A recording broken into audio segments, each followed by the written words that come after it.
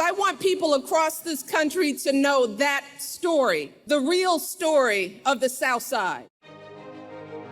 In the history of the United States, there has never been a more empowering, intelligent, or charismatic First Lady as Michelle Obama.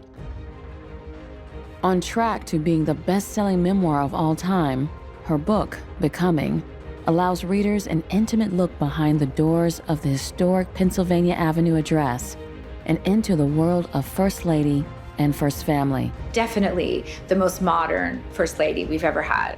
Success is not about the background you're from. It's about the confidence that you have and the effort you're willing to invest. Michelle Obama was able to balance the ambition of Hillary Clinton with some of the warmth and caringness in ways that really hadn't been seen before.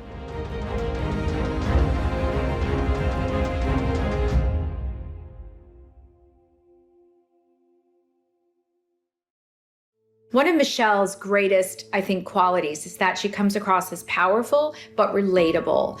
People who have met her, who have spent time with her, say that she is aspirational but at the same time very relatable. She puts people immediately at ease.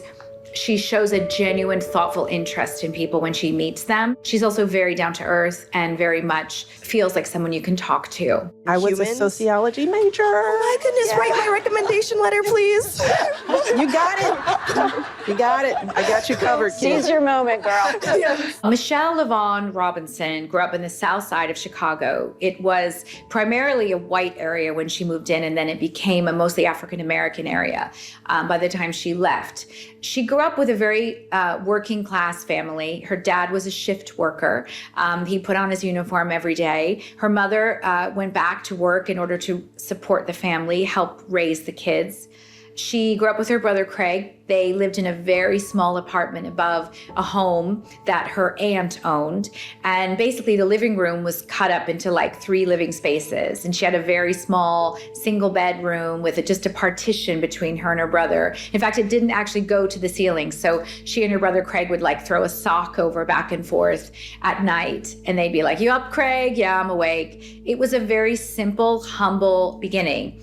But Michelle says that it was fundamental to her growth and development. Her parents gave her the foundation and the determination to succeed. Michelle says that her mom always said she was a little extra. She remembers vividly, even now, I think she was in kindergarten and she got the answer wrong on a colors test. And it bothered her so much that she went back to the teacher the next day and asked for a do-over, which she got, and she aced it. From the very beginning, Michelle Obama wanted to achieve. She wanted to get 100%. She wanted to be the best. And growing up in the South Side of Chicago, she was not going to let her color, her socioeconomic position, anything hinder her from getting to the top. Well, how on earth did you ever raise kids like Michelle and Craig in a place like South Shore? And my mom looks at these folks like they're crazy. And she says, "Michelle and Craig are nothing special. There are millions of Craigs and Michelles out there." And I did the same thing that all those other parents did. She says, "I loved them, I believed in them, and I didn't take any nonsense from them." Her family was like Beaver Cleaver, that it was so wholesome, just they earned a little bit less money. But this really was an important foundation for her. And that she really loves family, loves being around family, and that, family is really important to her. And that really shined through. Her warmth and her maternal energy was considered to be a huge asset. I didn't want to let my parents down. So I worked hard in school. I read everything I could get my hands on. I did my absolute very best on every single assignment. I did everything in my power to be a good student. I dreamed of one day going to one of the best universities in America. Michelle relates a very poignant story in the book about how when she was applying for colleges and wanted to go to Princeton, one of the guidance counselors at the school, even though Michelle had, top of her class, great grades, she'd been active in extracurricular things, she said to her, "I don't think you're Princeton material." And, Michelle, what she did was she ignored it. She went to the assistant principal and got a recommendation from them instead. Michelle says, I wasn't going to let one person's opinion of me dislodge everything about me that I knew was true. This is, to me, one of the most inspiring things about the entire book, Becoming, in that from the very beginning, Michelle has been telling other women not to let someone's opinion of you determine who you are, not just women, but everyone. And the fact is, Michelle herself faced people doubting her from such a young age, even in high school, but she didn't let it stop her from achieving her dreams. And I wasn't even sure my family could afford the tuition. I didn't have anyone to help me study for entrance exams. And the fact that I was a girl and that I was Black, well, that certainly didn't help things either. Michelle went on to Princeton, and everyone knows, of course, after that, she went to Harvard Law School, and she rose to the absolute top of her field. One of the other things that comes out in the book that's very compelling is that she hated being a lawyer. You know, she'd gone to Harvard Law. She was at the top of her game. She was at a law firm, very prestigious, and she was doing all these court documents day in, day out. And she said to her mom, I hate it. I hate being a lawyer. And her mom actually tried to talk her into staying as a lawyer because of how much money she was making. It was an incredible amount of money. And she said, you know, okay, make your money and then later do something you love. Because what an amazing opportunity. But for Michelle, she realized that she had to follow her passion, which was helping people. It wasn't producing court documents. And of course, we all know what happened. Fans of Michelle Obama, people who've met her at events, always say the same thing. She is, on the one hand, their ideal, and on the other hand, she feels just like them. Michelle's incredible ability to embody something aspirational but also relatable reminds me of Oprah Winfrey, actually, where you have someone you see as a role model but also is able to make you feel that they're unpretentious and not intimidating in any way. It's a great skill, and it's something that Michelle has used to great effect throughout her career.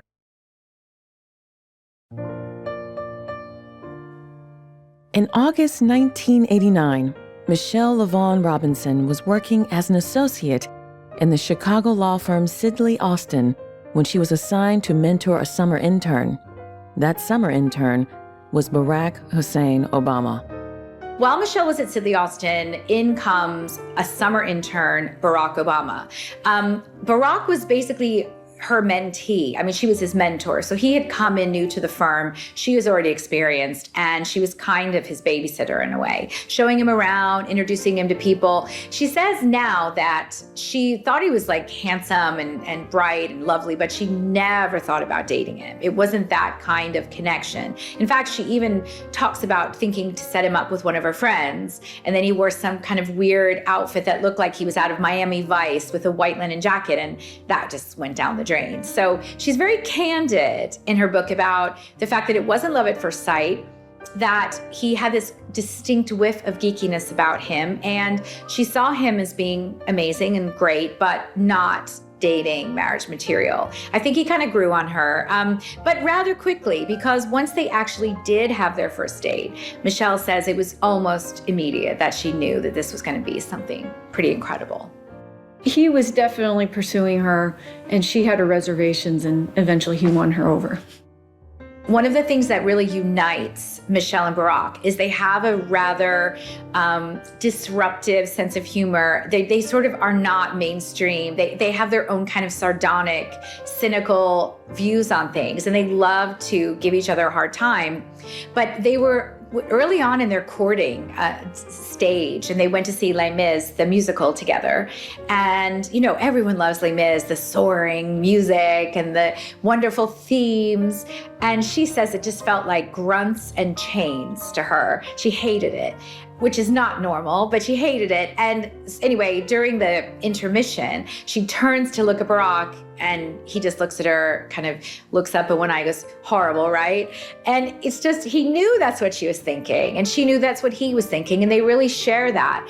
They have their own shared sense of humor. They have their own shared jokes. They give each other a hard time. They push each other to do better. And I think that's one of the reasons they're still together, and it's magic. If I had worried about who liked me and who thought I was cute when I was your age, I wouldn't be married to the President of the United States today. So.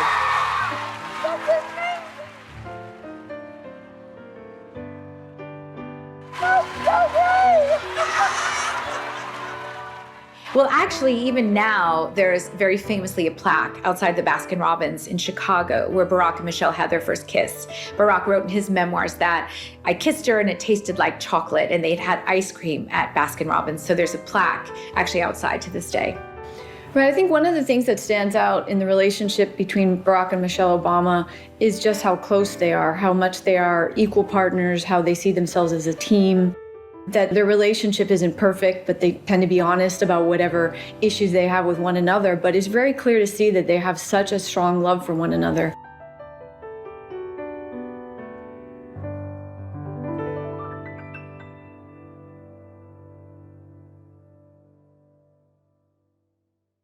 One of the biggest revelations in Michelle's book, Becoming, is her own painful struggle to have children. We find out that Michelle had a very painful miscarriage prior to having her daughters, and then was forced to rely on IVF for the successful conception of her two girls, Malia and Sasha. This was something she writes about in really breathtaking detail. She talks about the loneliness of, injecting herself at 9 o'clock at night somewhere with the hormone she needed, how the fact that Barack was often gone or traveling was difficult as she was contemplating the IVF and doing the IVF. She's very honest about it and very candid about her own struggles to have her girls. And this is something we never knew before. Michelle is very honest in her book, Becoming, about her and Barack's marital difficulties. She doesn't paint a perfect picture of their marriage. In fact, she actually said in an interview with Oprah Winfrey for Harper's Bazaar that, yes, I know people see us as #relationship goals, but it's not as picture perfect as it may seem. I think for Michelle, it was important to paint a more accurate, realistic picture of the fact that you have two very intelligent, very driven, very ambitious people who are trying to find a way to have a successful partnership and marriage. One of the things Michelle talks about is how her way of loving and her feeling of security was different than Barack's. Barack didn't grow up near his mother. He was raised by his grandparents, and yet he knew his mother loved him very much. For Michelle, she wanted him present. She wanted her husband around her. That's how she felt loved and secure. But for Barack, it didn't need to be that way. So I think Michelle's very honest and open about the fact that she and Barack had to find a way to love each other and also be true to themselves. And she openly talks about the fact that the pair underwent couples counseling shortly after the birth of their daughters. Michelle Obama will never run for political office. She has made that abundantly clear. People I know who actually know her have said there's less than 1% chance that would ever happen. Although there have been opinion polls which show repeatedly that Michelle Obama would be a popular candidate, would have a lot of support. Certainly, if you look at the response her autobiography, Becoming, has had, you'll see that she's incredibly popular. However, Michelle Obama has said repeatedly that she despises the kind of nastiness in politics, which to a great degree in our current system seems to be necessary. She has no interest or desire to hold public office. In fact, her husband, Barack, even said very famously that he's sure of like 3 things in life: death, taxes, and Michelle Obama will never run for office. So we know that is absolutely not one of her aspirations. In the lead up to the election campaign in 2008, it was just tremendous turmoil, discontent, because the economy had been doing so badly. There was one point in 2008 that 170,000 jobs were being lost in a month. Unemployment was almost at 8%, and there was real pessimism and concern about the U.S.'s future. I mean, there was a general consensus that the invasion of Iraq had not been going well, that the U.S. had overstretched itself. I think there was a general malaise and suspicion of politicians. We had been kind of mired in this murky war in Iraq, and it didn't even seem like we'd done that for the reasons that we were told. We've been lied to. And I think a lot of Americans were deeply angry and suspicious. So here comes this guy who seems kind of anti-establishment. Barack was a young senator. He didn't have a lot of political experience. Up until that time, he was the presidential candidate with the least amount of experience. And I think that people found his dynamic, young optimism. He seemed like a black JFK. We are all connected as a people. That all of us share something. That these children right here lined up waiting for the red hot chili peppers, that I've got an investment in them even though they're not my children. Just like you have an investment in the children in the south side of Chicago who are trying to figure out whether they've got a decent education. And people were longing for something like that. The kind of old, rich white men had really done us wrong. We were tired of feeling like we were part of some white elitist Yale University, guy that passes it down to his son. And it just felt very old school. The Obamas were a breath of fresh air, literally. And even people who were diehard Republicans, diametrically opposed to every single policy position, like my mother, loved them because she said, this is what we need. We need this kind of breath of fresh air. We need this kind of new energy to be brought into the White House. I think it was difficult for Michelle to come to terms with the fact that Barack wanted a political career. She's very civic-minded, but she hates politics.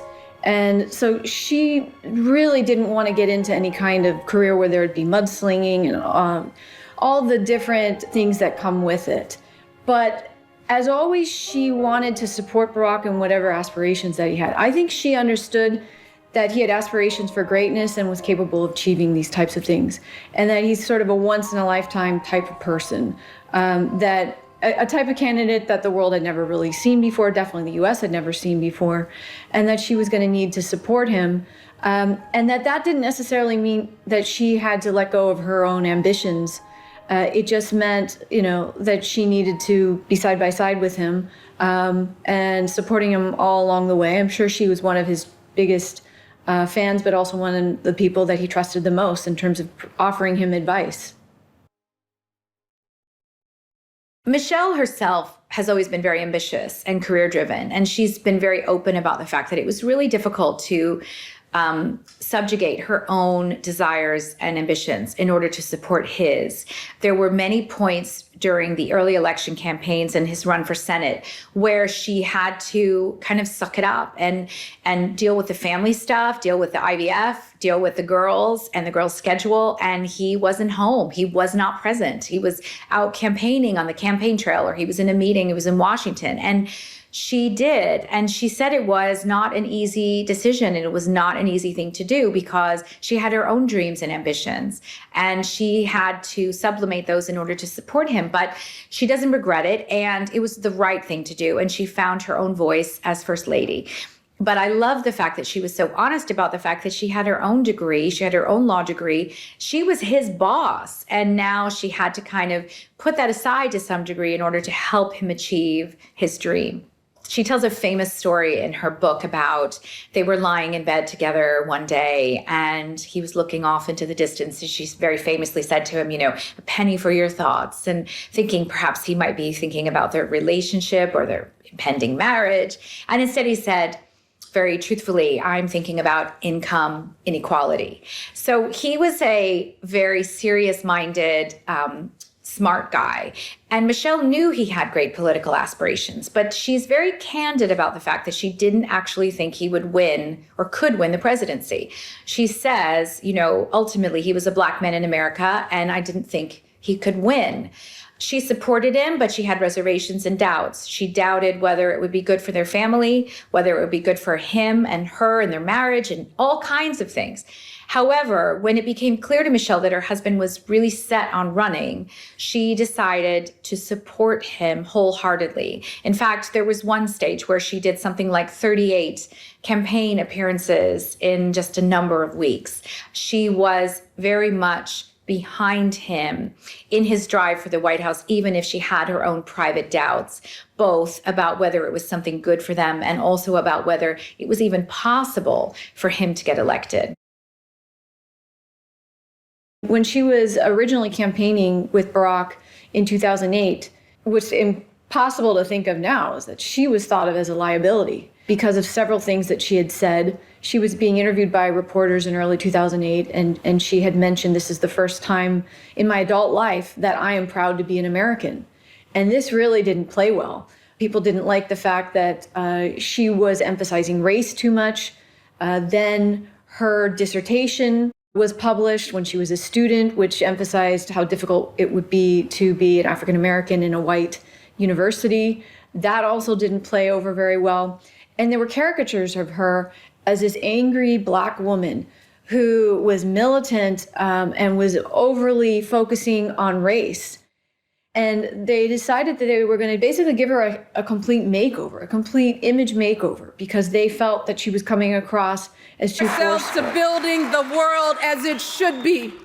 So tonight, in honor of my father's memory and my daughter's future, out of the gratitude for those whose triumphs we mark this week and those whose everyday sacrifices have brought us to this moment, let us devote ourselves to finishing their work. Let us work together to fulfill their hopes, and let's stand together to elect Barack Obama, President of the United States of America. Thank you. God bless you, and God bless America. We see kind of a softer, gentler version of Michelle. Like a lot of first ladies, including Hillary Clinton, she had been told in no uncertain terms to kind of soften her approach. She was already getting criticized as an angry Black woman, and the misogyny and racism in that is very apparent.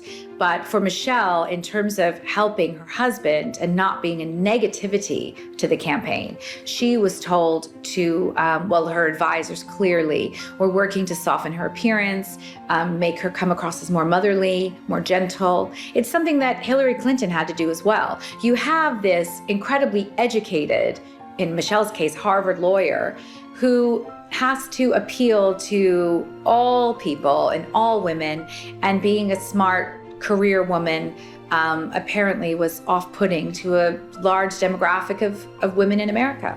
I think the problem was the sides of her that were maternal and warm weren't really shining through.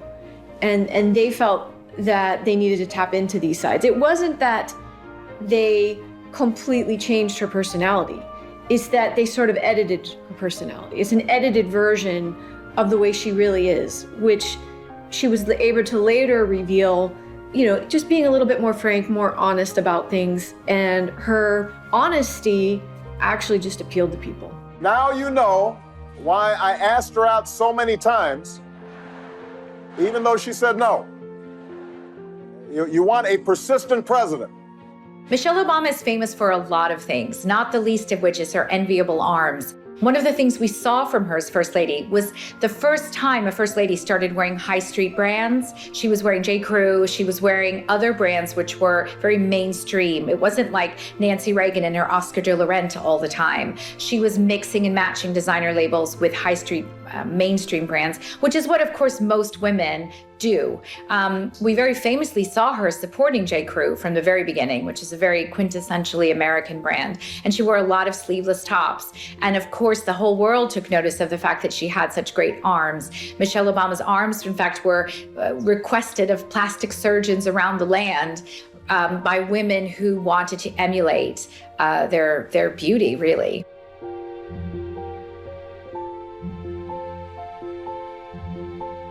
Michelle Obama has a great wardrobe, and the fact that she's 5'11" has incredible height and stature in which to show it off. She took risks in terms of fashion. She wore outfits that were a bit sexy and glamorous. She wore Versace very famously and looked very slinky and straightened her hair. She was not afraid to take risks with fashion, and she loves fashion, and it shows.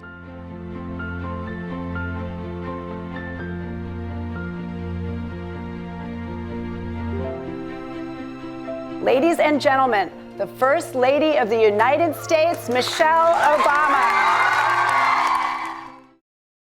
I realized that if I worked hard enough, I could do just as well as anyone else. I realized that success is not about the background you're from. It's about the confidence that you have and the effort you're willing to invest.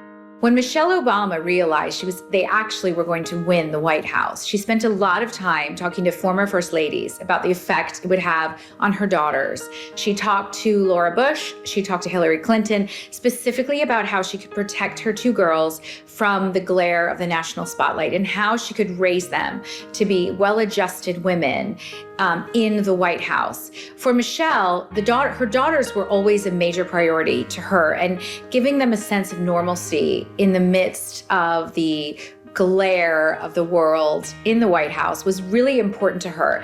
A friend of mine who worked at the White House in the Obama years said that she only ever saw Malia once on the White House grounds, and she was carrying a laundry basket. So it seemed like she certainly had like normal chores. Michelle was very protective of her girls and tried to keep them away from the international spotlight. They didn't do a lot of big formal events. She tried very much for them to have a normal school life, and family dinner hour at 6:30 was absolutely imperative. In fact, people who worked at the White House say that at 6:15, they would all kind of be checking their watches because they knew that by 6:30, Barack had to leave to go to the family residence to have dinner with his girls every night at 6:30. For Michelle, I think she took her role as protector and mother as seriously as she took anything else, or maybe more seriously than she took anything else. Whilst she has called being First Lady the greatest honor of her life, there was no question that her girls, her daughters, were her biggest priority. And protecting them, nurturing them, fostering a great childhood and adolescence for them was definitely something that got her full attention. Most first ladies are expected to be supportive, to stay out of politics, to stay out of controversies, to choose to get behind policies that are non-controversial. And they weren't expected necessarily to have a career other than being a supportive political wife. And that really was the mold. Hillary Clinton broke the mold before Michelle Obama in some ways because she herself was such an ambitious person. But the key difference here is Hillary Clinton always had political aspirations. And this would dog her time period while she was Bill Clinton's wife. Because of all the different scandals going on, there were questions as to why they were even together. And many were very cynical about the fact that, well, this is because she one day wants to be, a politician, a senator, the president, and so forth. Michelle Obama was able to balance the ambition of Hillary Clinton with some of the warmth and caringness that previous first ladies were able to exude in ways that really hadn't been seen before. Michelle Obama's approach to being a first lady was different than, say, Hillary Clinton. She was not part of Obama's administration. She did not try to take the lead as a political leader, but she had her passions and her causes, and she was very vocal about those things. The theme, really, of Michelle's causes is really about inclusivity. She was looking for people and demographics that might have been marginalized and trying to give them a seat at the table. So we're talking about people of color, we're talking about girls, we're talking about gays and lesbians, transgender. She was looking to increase inclusivity, and that was definitely a theme of her passions and the causes that she really cared about. Our glorious diversity, our diversities of faiths and colors and creeds, that is not a threat to who we are. It makes us who we are.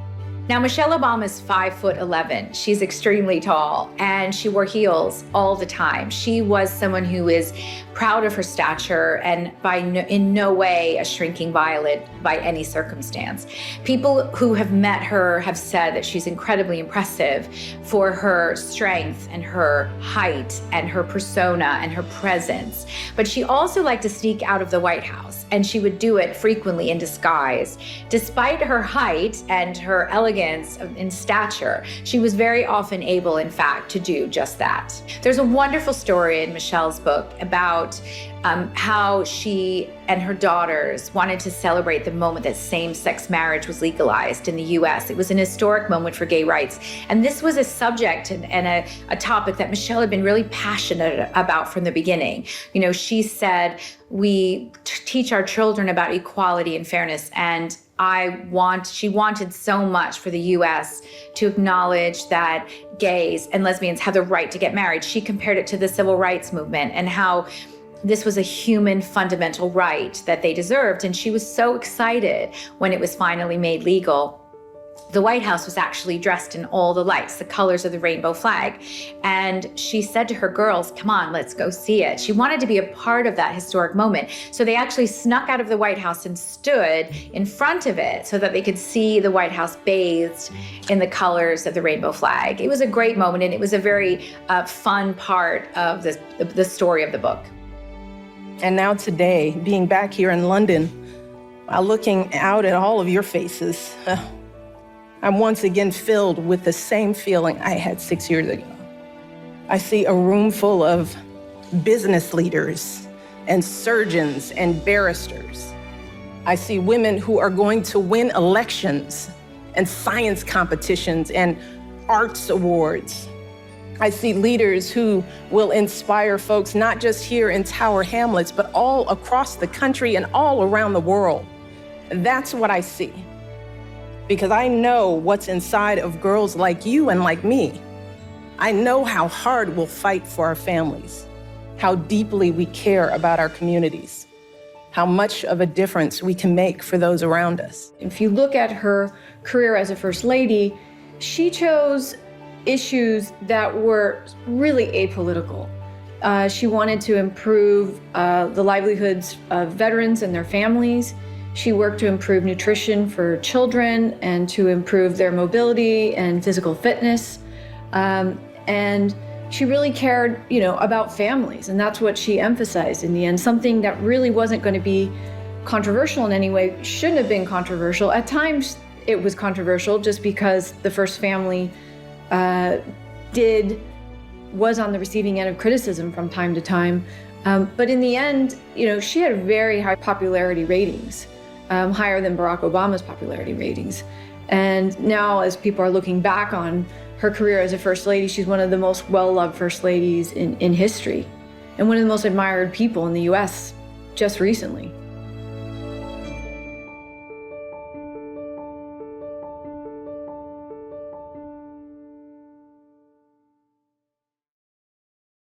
Michelle Obama is famously tactile and warm, and we've seen that over and over again. But in 2009 at the G2 summit, there was a faux pas heard around the world when Michelle actually put her arm around Queen Elizabeth. Everyone was shocked because this is a firm break with royal protocol. Michelle and the Queen had actually been having a bit of a giggle because they were both talking about how uncomfortable their shoes are. Queen Elizabeth apparently complimented Michelle on her Jimmy Choos. And Michelle confided that they were incredibly uncomfortable, and Queen Elizabeth said apparently hers were as well. And they had a bit of a laugh, and Michelle put her arm around the Queen, which caused gasps, which could be heard around the world. The thing is, Queen Elizabeth seemed to like it. There was a stage later on where Queen Elizabeth invited Michelle to sit in the back of her Range Rover with her on the way somewhere. And when Michelle hesitated, the Queen said to Michelle, have they warned you that you can't do this? And when she said yes, the Queen said, rubbish, you can sit wherever you want. So it seems like, despite the fact that everyone in the world freaked out that Michelle put her arm around Queen Elizabeth was in fact charmed, very much so, by Michelle Obama. We saw the very famous friendship that developed between Michelle Obama and George W. Bush, a very unlikely pairing. But what happened was Michelle was invariably always seated by the former president, George W. Bush, at funerals, public events, and they got to become friendly. George Bush very famously gave Michelle Obama a cough drop, which was at John McCain's funeral, and everybody saw that. And actually, Michelle said it was an old cough drop. It had been there a long time in the bottom of Laura's purse, but she took it and they became really firm friends. There's a lot of photographs of them at events where she has her arms around him, you know, embracing him. And she has said, I don't agree with him on everything, but I have so much love for this man. You know, George W. Bush has said, you know, she likes my sense of humor, and anyone who likes my sense of humor, I like them immediately. I think one of the things Michelle has done so beautifully is to show that friendship and warmth does not have to stop when you come to different political views, the red and the blues, the Republicans and the Democrats. It doesn't have to be a barrier to good conversation and goodwill and good relations. And her friendship with George W. Bush has really embodied that. Michelle Obama has said over and over again, I can't ask something of our children, of our future generation, that I don't embody myself. This has fed into the way she acts all the time when it comes to campaign tactics, when it comes to personal relationships, and when it comes to the way that she speaks about her political opponents. It was clear to the world each and every day that the Obama administration held office, that the Obamas, as the first family, shared an unparalleled love and closeness. Michelle Obama's mother, Marion Shields Robinson, lived in the White House to maintain those strong family bonds. In an interview with CBS in 2018, Marion Shields Robinson shared her reasons for moving into the White House and keeping the family as close as possible. Michelle Obama is incredibly close to her mother. And she always admired her mother. Her mother was always there for her, you know, at home cooking every meal. And she had a really, really idyllic upbringing. And this close-knit family, in some ways, it was something that Barack Obama lacked because his parents had split up and he moved around quite a bit. But I think that the decision for Michelle's mom to move into the White House with them illustrates how close they really are, how much Michelle relies on her mom to support her and to just be there for their daughters and to provide the family a foundation and some normalcy. The media even nicknamed her the first grandmother. I think some families having your mother-in-law live with you wouldn't be ideal, but that, you know, you really don't understand how close this family is and how supportive, you know, she is to their daughters, but also to Barack and Michelle. And I've seen it again and again and again, that what our parents told us really is true. That if we get our education, we can do anything. We can lift up ourselves to heights we could never imagine. We can pay forward all of the love and support that our families have poured into us. And we can truly be builders of a new day. That is your work. One of the things Michelle did, which was unusual, was that shortly after she moved into the White House with her girls, she moved her mother in. Marianne Shields Robinson became the first grandmother of the White House. For Michelle, she knew she was going to be unavailable to her girls sometimes, whether she was accompanying Barack on a trip overseas or she had meetings. And she wanted someone she knew and trusted to help her raise her daughters. You know, as busy as she got, she never took her eye off the ball when it came to raising Malia and Sasha. And I think moving her mother in was something that families do, but it's not typically something that first families do.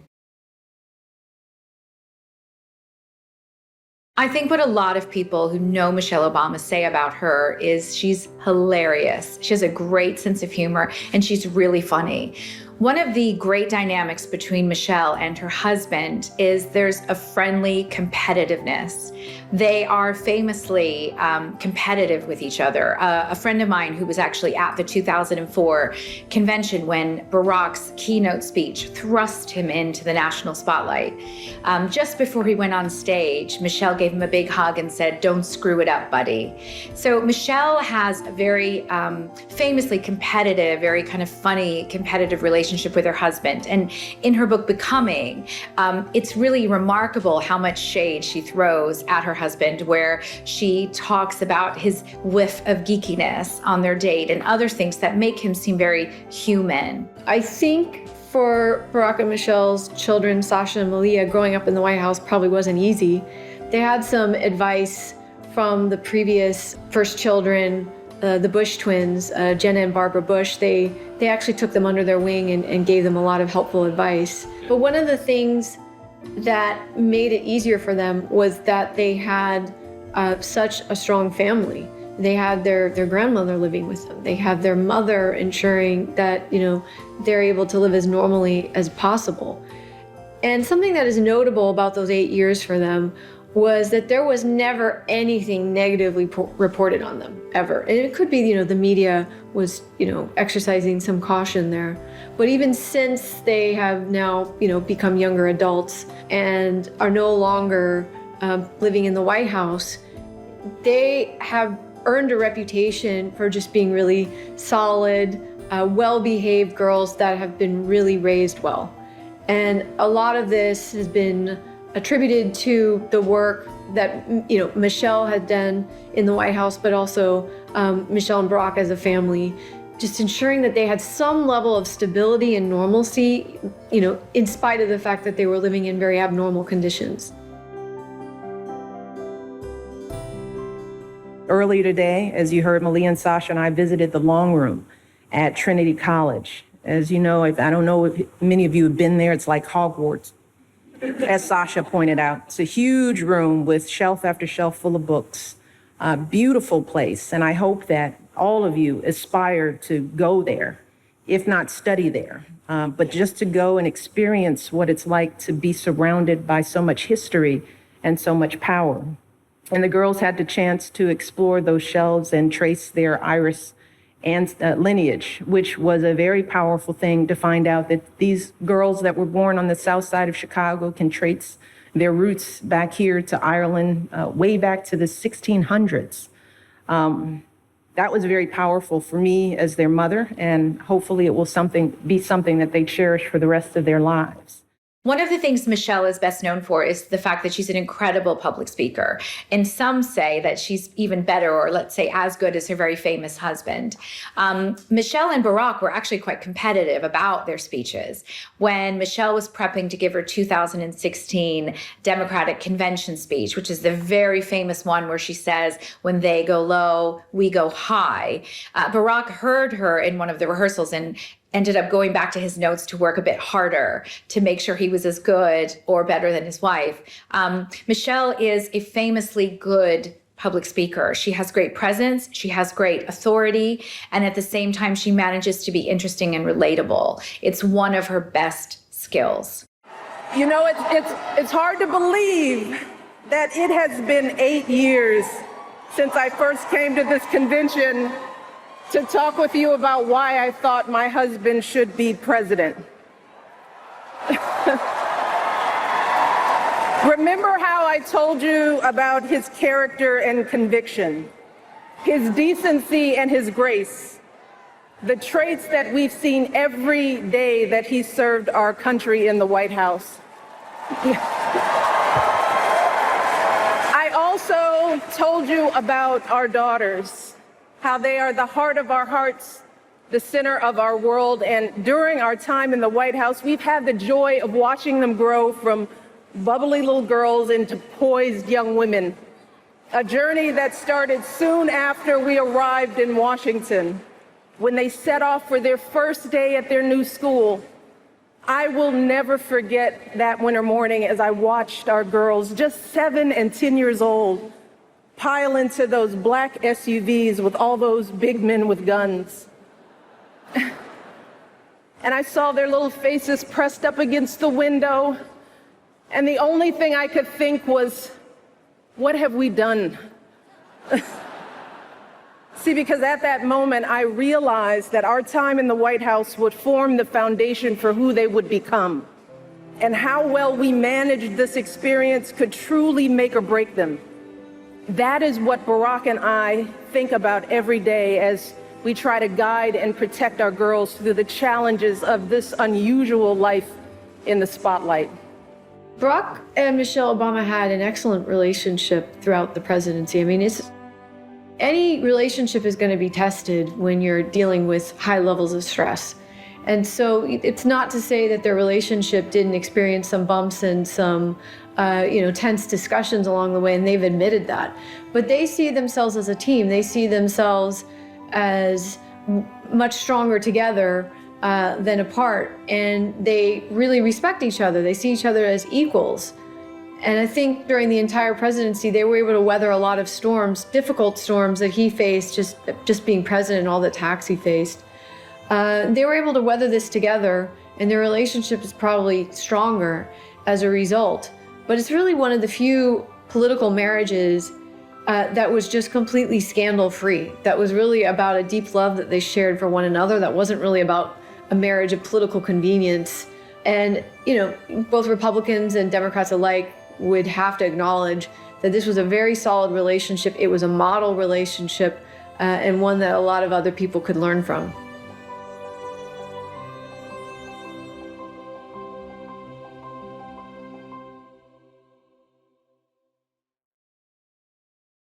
The issues that Michelle focused on in her reign as First Lady, which were like healthy kids, education, these were not just for show. People I know who spent time with Michelle say that she was incredibly passionate, even in her private life, about these issues. She would meet a teacher at an event where there were no cameras and no reporters and spend time really engaging them to talk about how we can do better for kids' education, or how we can do more to get kids moving and healthier.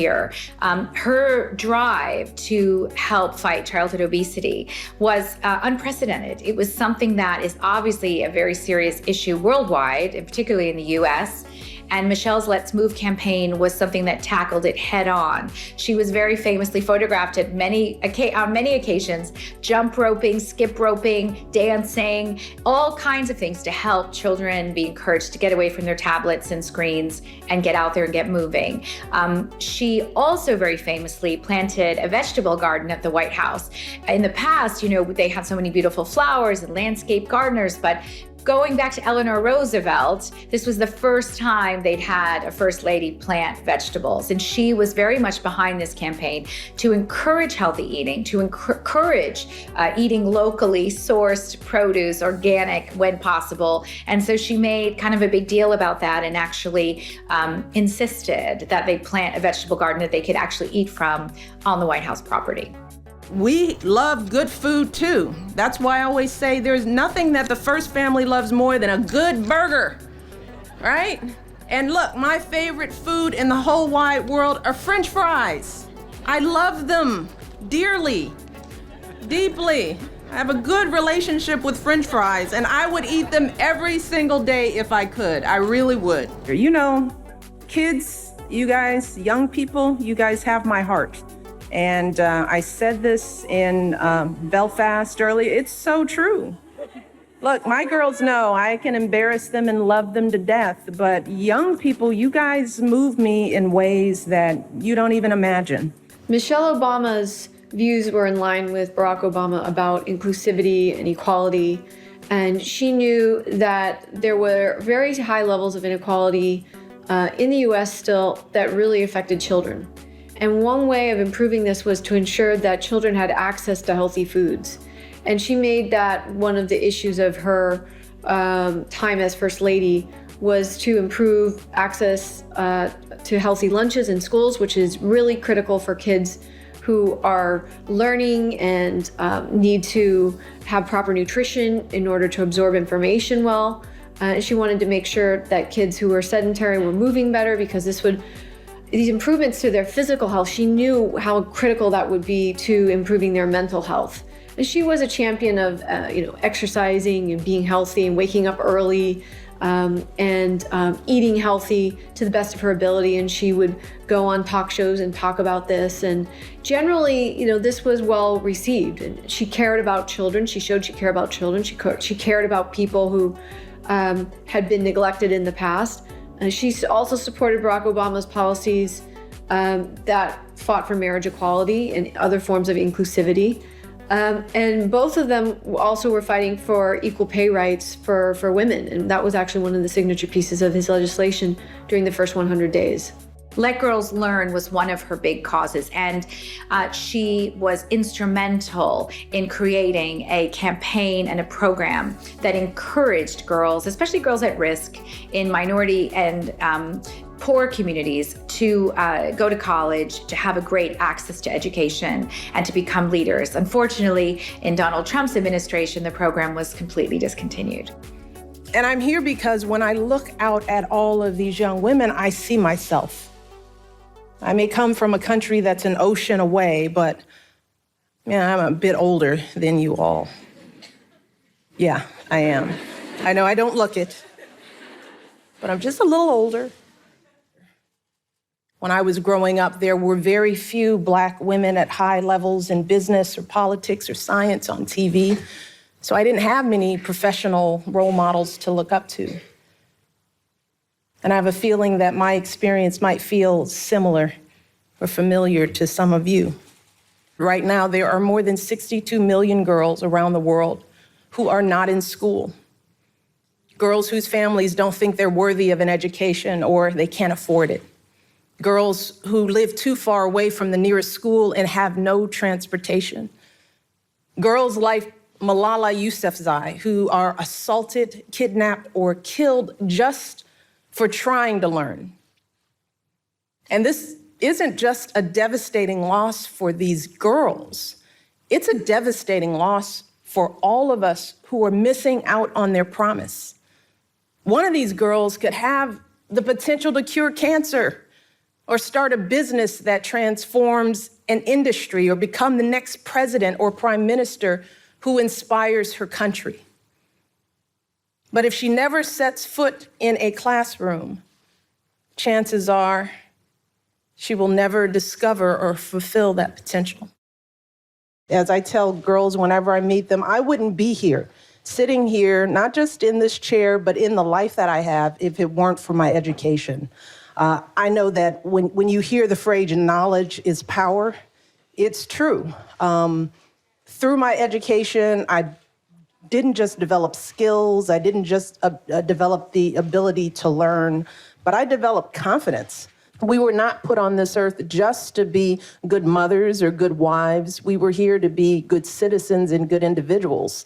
And that takes investment. And I want girls to start practicing that at a very early age, not being so selfless that they can't look out for themselves.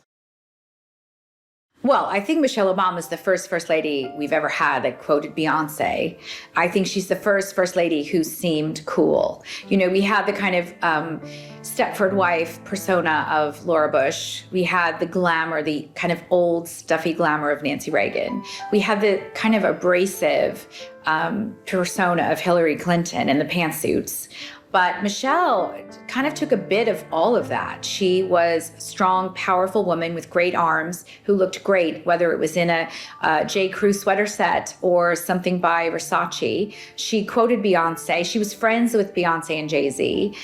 She wore Balenciaga boots. She is someone who is far more relatable, I think, in modern, definitely the most modern first lady we've ever had. I think Melania has taken us back a bit, but Michelle was very much of the now. Hello, everyone, and may I say for the last time officially, welcome to the White House. One of the things Michelle said, which was controversial, was when she said that she struggles with the fact that the White House, that the house she lived in all those years, was a house that was built by slaves. She said, you know, I wake up every morning in a house that was built by the sweat of slaves. And it was a comment that upset a lot of people, but it was an honest reaction, reflection on her part as to the history, the troubled history of America and slavery. There was another moment where Michelle talks about her very grumpy face at Donald Trump's inauguration. You know, she's very unsmiling and she actually looks annoyed during most of it. Barack is kind of affable, smiling, trying to be nice, but she just looks mad. And she was asked about it. And she said she was looking around, and whereas at her and Barack's inauguration, there had been a sea of faces of all minorities, of all colors, of both genders.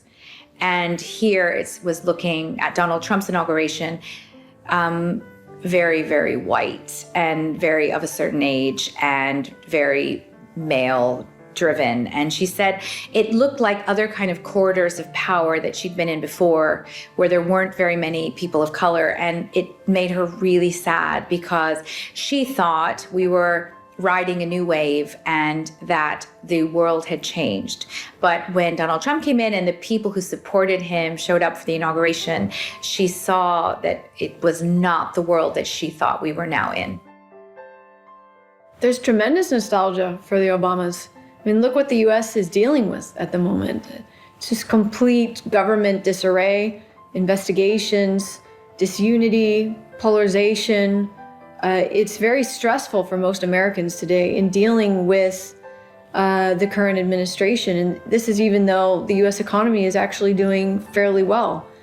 As a result, a lot of Americans are really nostalgic about the Obamas. Those that were probably a little bit too critical of the Obamas, either on the left or on the right, at least recognize that it was a period of direction, calm, prudency, where the US could say that they were a world leader, that they held some moral high ground.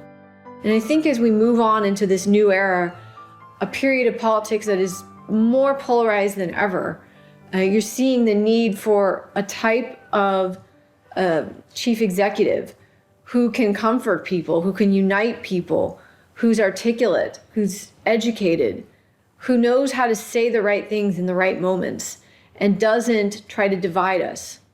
I think the Obamas ultimately tried to please both sides. They tried to please the stalwart conservatives and also the modern liberal-minded Democrats. And I think they failed. I think what they proved is that it's not possible to please both sides. And now we're in an era where everyone's an extremist. You are really like a white supremacist or you're a socialist. There doesn't seem to be a lot of strength in the middle. And unfortunately, in these very divisive political times, the Obama approach just doesn't work. So don't be afraid. You hear me? Young people, don't be afraid. Be focused. Be determined. Be hopeful. Be empowered. Empower yourselves with a good education. Then get out there and use that education to build a country worthy of your boundless promise. Lead by example with hope. Never fear. One of my favorite details in the book, if not my favorite, is when Michelle talks about making herself cheese toast. It was after they'd left the White House, she was no longer the first lady, and Barack and Michelle and the girls moved to a house in suburbs of Washington, D.C. And she writes about the fact that it was one of the first times in a very long time that she'd actually been alone. She was alone in her kitchen. She said at the White House, she couldn't even open a kitchen cupboard because someone's always there saying, "What do you need? What can I get for you?" But here in her own kitchen, it was like her and her dog, she opened her cupboard and she made herself cheese on toast. She toasted it and she sat outside on her stoop. There were dogs barking in the distance. And she actually said to her dog, because the dog was shocked there were dogs barking in the distance, her dog had never heard other dogs. And she said, yeah, this is really it. This is our new reality. When Michelle talks about making herself cheese on toast in that moment where she sat backyard on the stoop, it's a moment of reflection on how her lives had changed, how all of their lives had changed and would never be the same. I want to close today by simply saying thank you. Thank you for everything you do for our kids and for our country. Being your first lady has been the greatest honor of my life, and I hope I've made you proud.